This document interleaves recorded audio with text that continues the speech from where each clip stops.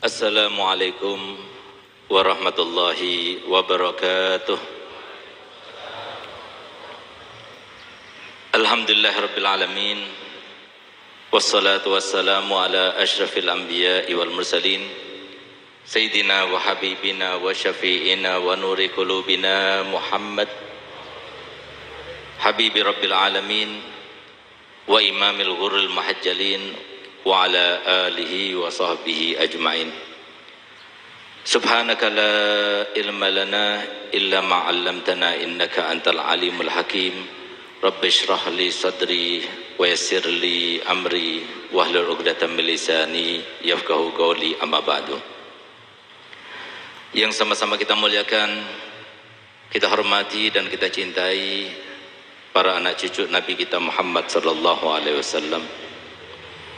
Khususnya yang kita muliakan, kita selalu doakan panutan kita, qudwah kita, Abuya Al-Habib Zain Ibn Al-Abuya Habib Hasan Baharun hafidhahullah wa ra'ah, serta saudara beliau Al-Habib Ali Ibn Al-Abuya Habib Hasan Baharun.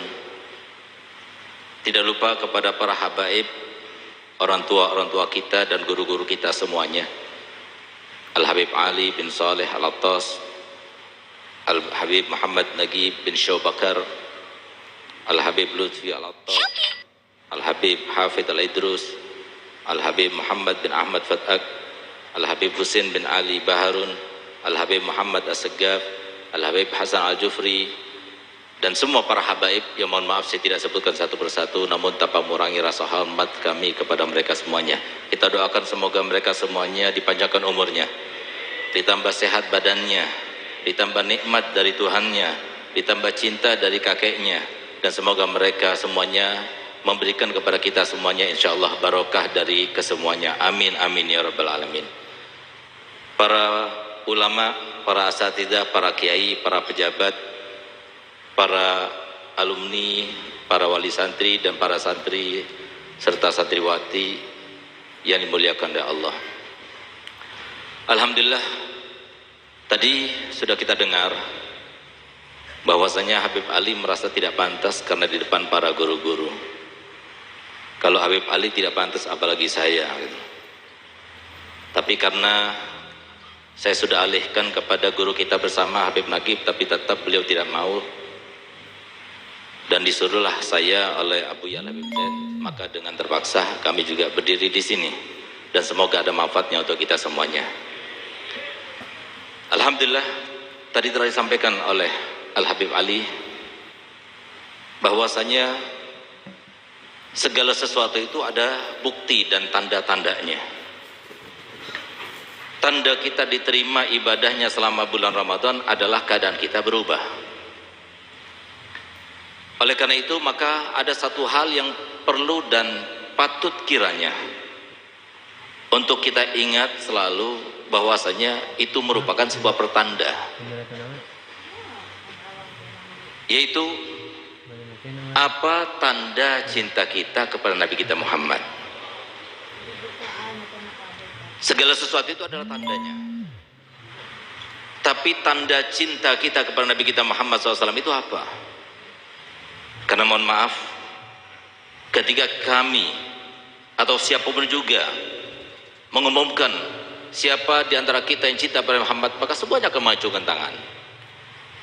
Ketika kita ditanya apakah kamu cinta pada Muhammad, semuanya akan menjawab iya.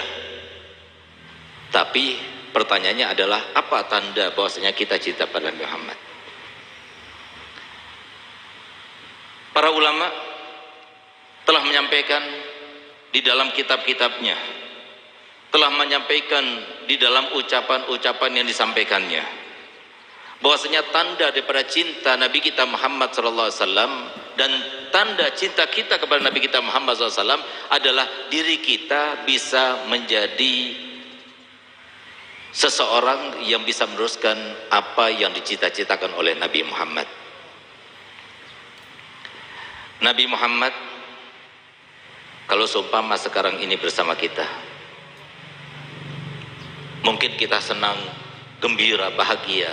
Nabi Muhammad juga senang, gembira, bahagia. Tapi begitu Nabi kita Muhammad keluar dari tempat ini, melihat umatnya di luar sana, yang laki-laki, yang perempuan, yang sudah bersuami, yang sudah beristri, yang sudah punya anak dan sebagainya, yang mereka itu jauh daripada pengaruhnya Nabi Muhammad. Apakah Nabi SAW tidak sedih? Inilah yang harus menjadi ham kita semuanya. Inilah yang harus jadi pikiran kita semuanya. Yang dikatakan oleh Habib Ali Hafiz Abil Maulid, barang siapa yang pikirannya hanya di dalam pikirannya Nabi Muhammad, maka semua urusannya akan dituntaskan oleh Allah Ta'ala. Kita lihat di luar sana, mereka-mereka yang kok kita melihat dalam keadaan kita merendahkannya, berarti kita tidak menyenangkan Nabi Muhammad. Tapi kalau kita keluar sana lalu kita melihat semua yang berjalan di luar sana, apapun bentuk keadaannya, jobnya, mereka lebih baik daripada kita, berarti kita termasuk yang menyenangkan hati bagi Rasul Muhammad. Nabi Muhammad ingin masuk surga bukan hanya bersama kita. Nabi Muhammad ingin masuk surga bersama kita dan bersama mereka semuanya. Nabi Muhammad adalah satu-satunya Nabi dan Rasul yang mempunyai julukan Ar-Raufur Rahim, yang mana beliau itu daripada saking sayangnya kepada kita semuanya, sampai beliau itu bersumpah memberikan tanda, sebagaimana kita itu memberikan tema khutbah kita itu adalah tanda cinta kita kepada Nabi Muhammad. Kalau kita masih dipertanyakan tanda-tanda cinta kita kepada Muhammad, Nabi Muhammad sudah pernah menyatakan sebelumnya. Nabi Muhammad bersabda, wallahi inni la arhamukum asyaddu rahmatan min rahmati abaikum lakum wa min anfusikum li anfusikum. Wallahi law yushaku ahadukum bi syaukatin fi rijlihi la ajidu alamaha fi qalbi. Demi Allah, aku ini cinta pada kalian melebihi daripada cinta orang tua kalian terhadap kalian, bahkan melebihi daripada cinta kalian sendiri terhadap diri kalian. Apa buktinya? Nabi Muhammad bersumpah, demi Allah, kalau seumpama kaki kalian terkena duri, sakit bukan? Demi Allah, aku rasakan sakitnya dalam hatiku. Apakah kepada kita saja Nabi Muhammad berkata seperti itu? Tidak, kepada yang di luar sana juga. Kepada mereka yang ketika malam mingguan itu di alun-alun juga. Kepada mereka yang di kantor-kantor sana, yang mereka tidak sholat 5 waktu, yang mereka jauh daripada ulama juga. Mereka dicintai oleh Nabi Muhammad SAW. Ini akan menjadi sebuah perhatian kita, pemikiran kita, bagaimana kita menyentuh mereka. Kami selalu sampaikan kepada antum semuanya, ada sebuah penelitian yang meneliti, di mana peneliti itu bertanya kepada saya dengan suatu pertanyaan yang ketika saya mendengar pertanyaan itu, kami terhenyak. Kenapa? Karena pertanyaan itu tidak pernah dalam pikiran kami, apalagi sampai dipertanyakan oleh seseorang. Apa yang ditanyakan olehnya? Ustaz, saya mau bertanya, 170 juta muslim yang ada di Indonesia pada saat itu, yang pernah berjumpa dengan ulama, duduk belajar pada ulama, bermusafahah dengan ulama, memandang wajah ulama, dari sekian banyak, itu berapa persen? Saya terkaget-kaget, karena sementara ini kita ini selalu dalam keadaan terbuai dengan banyaknya yang hadir di dalam haul-haul majelis-majelis, ternyata yang tidak hadir lebih banyak lagi. Saya tanyakan padanya, apakah ada sebuah penelitian? Gal iya. Sampelnya diambil dari mana? Dari semua provinsi. Berapa hasilnya?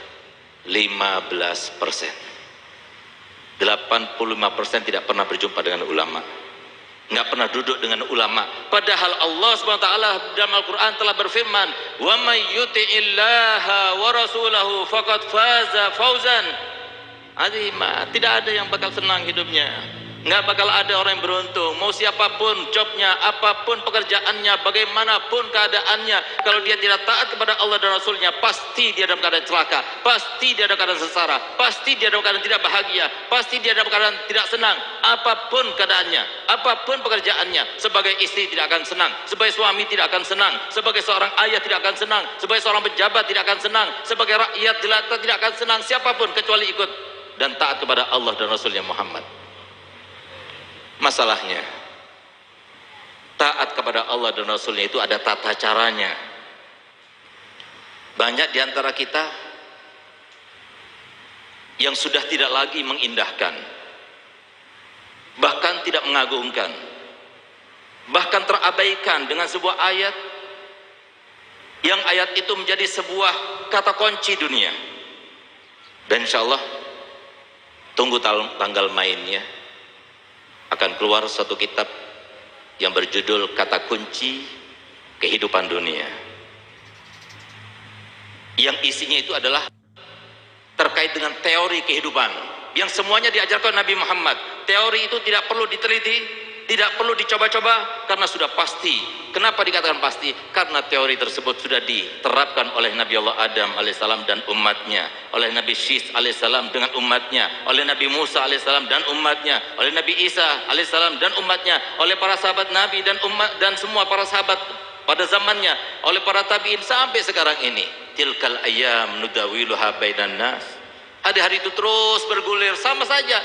Yang disampaikan Nabi Muhammad ada yang disampaikan Nabi Adam, yang disampaikan Nabi Idris, yang disampaikan Nabi Muhammad, semuanya sama. Kita ini menjadi umat yang paling akhir, di mana Allah Ta'ala firman, man amila solihan min zakarin aw unsa wa huwa mu'minun falanuhyiyannahu hayatan thayyibah. Inilah kata kunci kehidupan untuk bahagia hidup di dunia. Siapapun kita, kalau kita ingin hidup di dunia bahagia, maka terapkan teori ini. Siapa yang beramal soleh, baik laki maupun perempuan, suami maupun istri, orang tua maupun anak, guru maupun murid, semuanya. Wa huwa mu'minun, asalkan dia itu mukmin. Apa artinya mukmin? Bukan asal dia bersyahadat, bukan asal dia KTP-nya Islam. Tidak, mukmin itu adalah asalkan dia itu berkeyakinan. Dan keyakinan tidak akan muncul kecuali dengan dasar pengetahuan. Asalkan dia tahu, asalkan setelah dia tahu dia sudah terapkan, asalkan dia sudah meyakini, itulah mukmin. Falanuhyiyannahu hayatan thayyibah, pasti kami akan berikan kehidupan yang sangat menyenangkan.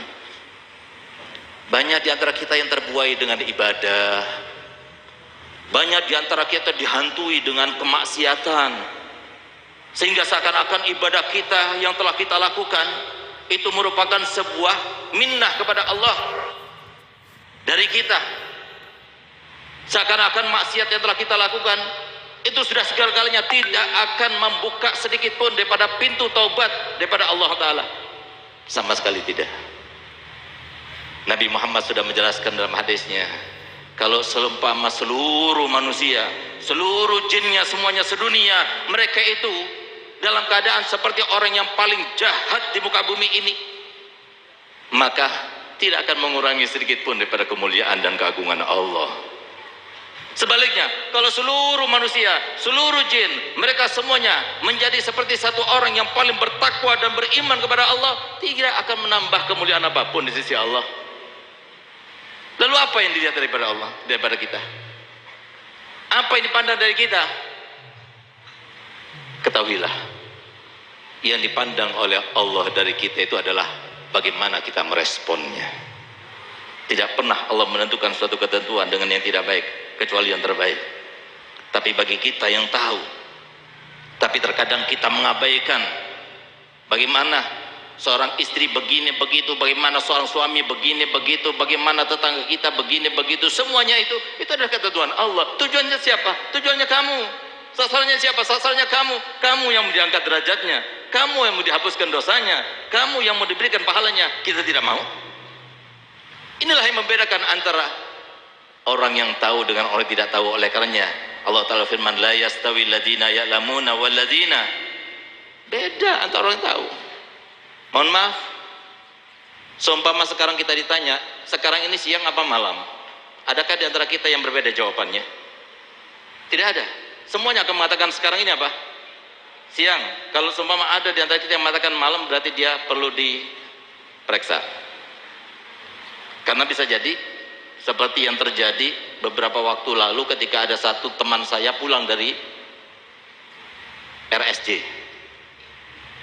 Dia bercerita, Masya Allah ada cerita lucu tadi Beb. Kenapa? Begini Beb, saya melewati satu orang pasien di rumah sakit jiwa itu yang sedang membaca koran tapi dalam keadaan terbalik.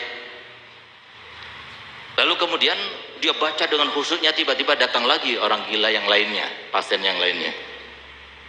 Lalu itu menghampiri orang yang duduk yang baca koran itu, dan setelah dia berkata begini, saya mau tanya, silahkan katanya, sekarang ini siang apa malam? Maka dijawab oleh yang baca koran, mohon maaf saya bukan orang sini, saya nggak tahu.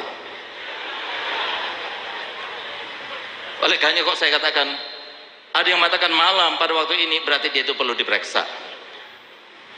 Kenapa kita katakan semuanya ini siang? Berani bersumpah, berani bersumpah, mau dipaksa bagaimanapun tetap kita katakan siang. Itulah yang dikatakan iman. Itulah yang dimaksudkan oleh Nabi SAW, al-imanu huwal yakinu kullu, al-yakinu huwal imanu kullu. Kalau kita ingin tahu bagaimana keimanan dan keyakinan semacam ini, lihatlah kepada Abu Yahya Hasan.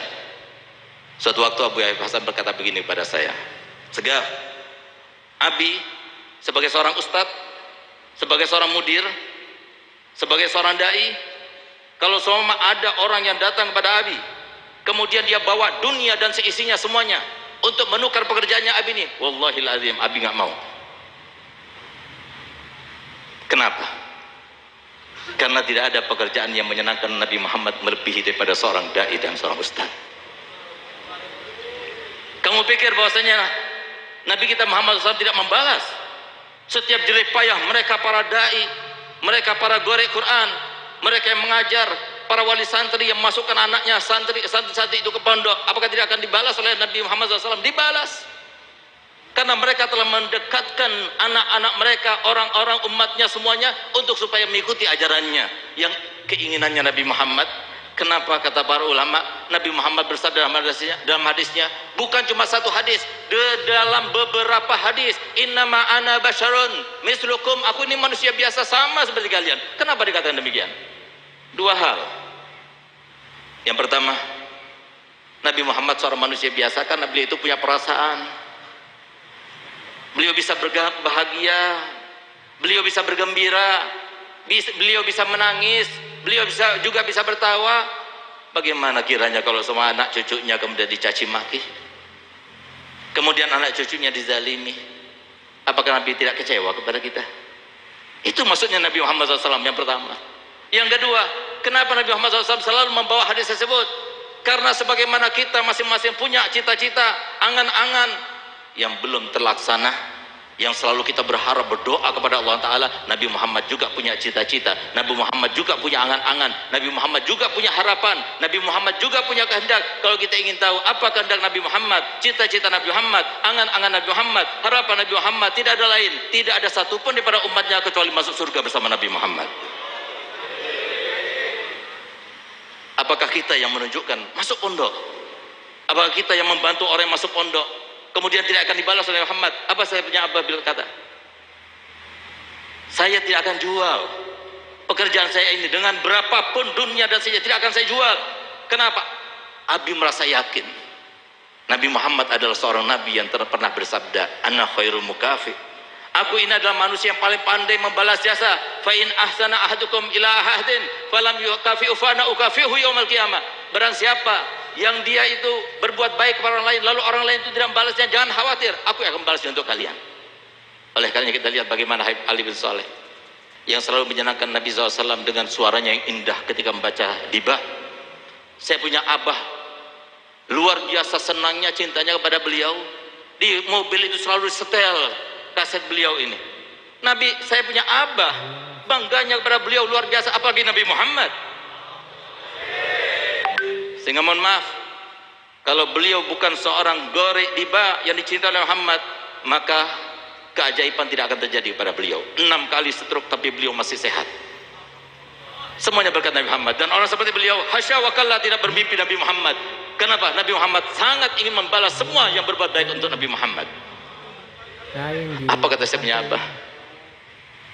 Orang seperti kita ini, para ustadz-ustadz, para dai-dai, para donatur-donatur yang bantu pondok pesantren, yang menyenangkan hati Nabi Muhammad, yang ingin merealisasikan keinginan Nabi Muhammad, tunggu, pasti Nabi Muhammad membalas. Paling sedikit membalasnya untuk di dunia apa? Ketika meninggal dunia, ketika sakaratul maut, Nabi Muhammad hadir bersamanya. Mau ditukar dengan apa? Mau ditukar dengan amplop? Kita berdakwah mau ditukar dengan amplop?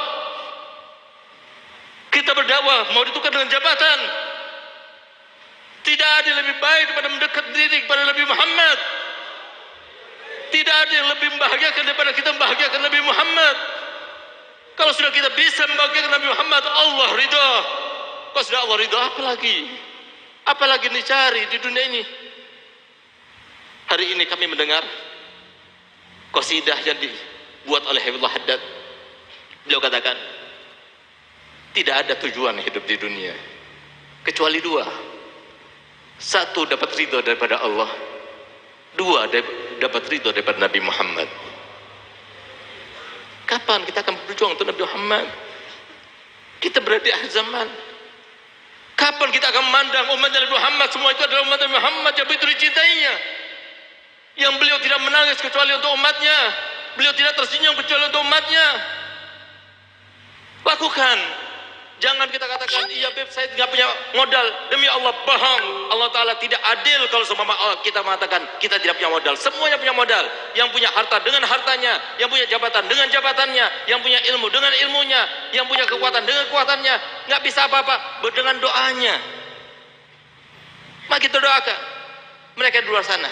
Bukan kita jauhkan daripada Muhammad, dekatkan daripada Muhammad. Nabi Muhammad Raufur Rahim. Sudah lihat bagaimana kita?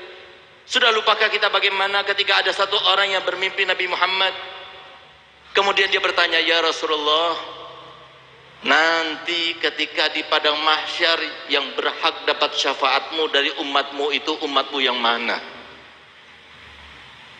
Dijawab oleh Muhammad, mereka ahlu la ilaha illallah Muhammad Rasulullah. Ditanya kembali, ya Rasulullah, umatmu sudah berbeda-beda, bercabang-cabang, yang dapat syafaatmu kelak nanti di hari kiamat siapa? Dijawab untuk dua kalinya, ahlu la ilaha illallah Muhammad Rasulullah. Ketiga kalinya beliau bertanya, ya Rasulullah, maksudnya torikonya beda, mazhabnya beda, yang akan mendapatkan daripada syafaatmu kelak nanti di hari kiamat dari mereka itu yang mana? Nabi SAW ketiga kalinya beliau katakan, ahlu la ilaha illallah Muhammad Rasulullah. Ingin memperjelas lagi, mungkin ingin menyebutkan terkait dengan organisasi yang dia pegang atau mazhab yang dia anut. Dia ingin bertanya lagi, apa dari Muhammad? Nabi Muhammad meletakkan jarinya di dalam mulutnya, lalu seraya berkata, apakah engkau ingin mengharamkan syafaatku untuk seluruh umatku? Itulah rahmatnya Nabi Muhammad. Mereka di luar sana siapa? Dicintai oleh Muhammad. Demi Allah, tidak ada seorang pun di antara mereka yang di luar sana yang menjadi umatnya Muhammad kecuali sudah pernah Nabi Muhammad bersumpah untuk mereka. Ketika turun sebuah ayat, wala sawfa yu'tika rabbuka fatardah, di saat itulah Nabi Muhammad bersumpah, wallahi wallahi wallahi inni la arda wahidan min ummati finnar. Aku tidak ridha satu saja daripada umatku di neraka. Ya Allah, semoga dengan berkat kita berkumpul ya Allah, segala unsur daripada umatmu telah berkumpul di tempat ini ya Allah. Ya Rasulullah, jadikanlah wasilah kepada kami ya Allah. Ya Rasulullah, jadikan engkau sebagai sebab kami semuanya kabul doanya ya Allah. Ya Allah, bukakan hidayah untuk anak istri kami ya Allah. Banyak di antara mereka yang sangat tahu, di depan mereka Al-Quran, di depan mereka hadis Nabi Muhammad, tapi kalau engkau tidak buka dengan hidayah, siapapun yang berbicara tidak akan merubahnya ya Allah. Ya Allah, berapa banyak di antara kita ya Allah, mereka tahu bahkan hafal Quran, mereka ngerti dengan hadis dan tahu terjemahnya, tapi karena mereka tidak dapat hidayat, mereka seakan-akan terhijab daripada sesuatu yang hak ya Allah. Ya Allah, bukalah hijab kami, bukalah hijab kami ya Allah. Hilangkan segala cinta daripada dunia, daripada hati kami ya Allah. Cinta pada dunia hilangkan, cinta pada jabatan hilangkan, cinta kepada harta benda hilangkan, cinta kepada keluarga hilangkan. Tidak tersisa dalam hati kami kecuali cinta kepadamu dan cinta kepada kasih Muhammad ya Allah. Ya Allah, Engkau satu-satunya zat yang jikalau engkau berkehendak hanyalah innama amruhu idza arada syai'an ayyaqula lahu kun fayakun. Ya Allah, kami memohon kepadamu ya Rabb, berkat mereka orang tua kami yang soleh-soleh, para aulia bersama kami. Ya Allah, kami memohon kepadamu, bukalah hijab dari kami ya Allah. Ya Allah, berikanlah hidayah kepada kami, berikanlah hidayah kepada saudara-saudara kami, berikanlah hidayah kepada keturunan kami, berikanlah hidayah kepada anak santri kami, santri kami ya Allah. Ya Allah, berikanlah hidayah kepada masyarakat Indonesia, negara kami ya Allah. Berikanlah hidayah kepada mereka semuanya. Demi Allah, kalau engkau berkehendak semuanya akan mudah, semuanya akan terlaksana. Ya Allah, jadikanlah negara Indonesia menjadi negara baldatun thayyibatun wa rabbun ghafur. Jadikanlah negara Indonesia negara yang kaya raya. Jadikanlah negara Indonesia negara yang bermartabat. Jadikanlah negara Indonesia negara yang bermarwah. Jadikanlah para pejabat-pejabat kami, saudara-saudara kami yang berada dalam jabatan itu ya Allah, mereka beriman dan bertakwa, mereka memikir kepada masyarakatnya, yang jikalau mereka jauh daripada ajaran Nabi Muhammad, bagaimana mungkin mereka tidak akan terseret dan terjerumus ke dalam pembusukan dan penjerumusan oleh iblis dan koroni-koroninya itu ya Allah. Ya Allah, jadikanlah mereka semua insyaf ya Allah. Ya Allah, berikanlah iman dan takwa kepada mereka semuanya ya Allah. Ya Allah, engkau telah berfirman dalam Al-Quran, wa rahmati wasi'at kulla syai', dan rahmatku akan meliputi segala sesuatu. Bukankah kami semuanya adalah sesuatu itu ya Rabb? Bukankah negara kami Indonesia adalah sesuatu itu ya Rabb? Bukankah tempat kami berpijak adalah sesuatu itu ya Rabb? Ya Rabb, berikanlah kami, liputilah kami dengan rahmat-Mu ya Allah. Rahmatilah orang tua kami sudah meninggalkan kami, entah bagaimana keadaan mereka ya Allah. Rahmatilah mereka semua ya Allah. Rahmatilah orang tua kami yang masih hidup. Rahmatilah istri-istri kami ya Allah. Rahmatilah para suami kami. Rahmatilah keluarga kami. Berikan mereka rahmat ya Allah, dengan suatu rahmat yang sangat memungkinkan untuk mereka itu bermimpi Nabi Muhammad dan memandang Nabi Muhammad, yaitu suatu rahmat yang menancap dalam hati mereka bahwasanya tidak ada yang selamat hidup di dunia kecuali ikut jejak daripada Nabi Muhammad. Ya Allah, jadikanlah kami termasuk yang berada dalam ayat itu, wa may yuti'illaha wa rasulahu faqad faza fawzan, faqad faza fawzan, faqad faza fawzan. Jadikanlah kami termasuk beruntung di dunia, beruntung di dunia ya Allah. Jadikanlah kami termasuk beruntung di kubur kami, beruntung di sirat kami, beruntung dengan segala anugerah yang Kau berikan kepada kami, beruntung nanti ketika di padang mahsyar, karena pertama yang kami pandang daripada wajah manusia adalah wajah mulia Nabi Muhammad. Ya Allah, jadikanlah kami termasuk yang akan tidak Kau haramkan daripada memandang wajah Nabi Muhammad, yang pada saat itu Nabi Muhammad berkata, man lam yarani yaumal qiyamah lam yadkhulil jannah. Barang siapa tidak melihatku nanti di hari kiamat, maka dia tidak akan masuk dalam surga ya Allah. Berikanlah kami pandangan pada Muhammad di dunia sebelum di akhirat nanti. Di akhirat sebelum kami berada di dalam surga ya Allah, jauhkan kami daripada pandangan yang bisa mencegah kami daripada memandang Nabi Muhammad. Rabbana atina fid dunya hasanah wa fil akhirati hasanah wa qina adzabannar. Wa sallallahu ala sayyidina Muhammadin wa ala alihi wasallam. Alhamdulillah rabbil alamin.